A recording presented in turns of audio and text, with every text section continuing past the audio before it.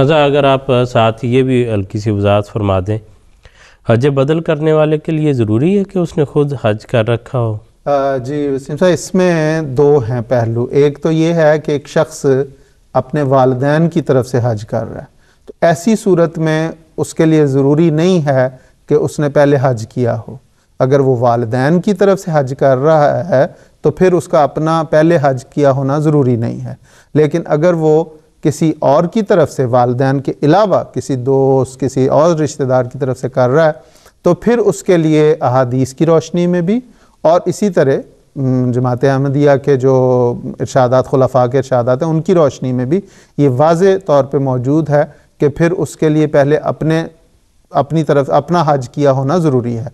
چنانچہ احادیث میں آتا ہے کہ حضور صلی اللہ علیہ وسلم کو حضور صلی اللہ علیہ وسلم نے ایک شخص کو حج کے دوران، طواف کے دوران یہ تلبیہ کہتے ہوئے سنا کہ میں فلاں شخص کی طرف سے تلبیہ کہہ رہا ہوں، غالباً لبیک ان شبرما، شبرما تھا۔ تو حضور نے فرمایا کہ یہ شبرما کون ہے؟ تو اس نے کہا کہ میرا بھائی ہے یا میرا کوئی عزیز ہے۔ تو حضور نے فرمایا کہ تم نے خود حج کیا ہے؟ تو اس نے کہا نہیں۔ تو حضور نے فرمایا پہلے اپنی طرف سے حج کرو، پھر شبرما کی طرف سے کرنا۔ لیکن اس کے برعکس ایک عورت جس کا آپ نے حوالہ دیا ہے، حضور کی خدمت میں حاضر ہوئی، اور میں نے بھی ایک اور حدیث میں بھی ذکر ہے کہ ایک شخص حضور کی خدمت میں حاضر ہوا کہ میرا والد جو ہے، ایک میں آیا ہے کہ وہ فوت ہو گئے ہوئے ہیں اور ان پہ حج فرض تھا۔ ایک خاتون نے کہا کہ اس نے میری والدہ نے نظر مانی تھی اور وہ فوت ہو گئی ہیں۔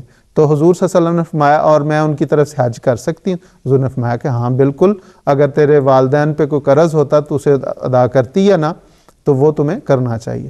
اسی طرح حضرت مسلم اور رضی اللہ تعالیٰ عنہ نے جن کے میں نے حوالے ابھی جو بیان کیے ہیں، اس میں بھی حضرت صاحب نے یہ واضح طور پہ فرمایا کہ اولاد جو ہے وہ اپنے والدین کی طرف سے اگر حج کرے تو اس کا پہلے اپنی طرف سے حج کیا ہونا ضروری نہیں ہے، لیکن دوسرے کسی شخص کا اگر وہ کی طرف سے اگر حج کیا جائے تو پہلے اپنا حج وہ ہونا ضروری ہے۔ جزاک اللہ خان صاحب، بہت شکریہ، حسن الجزا۔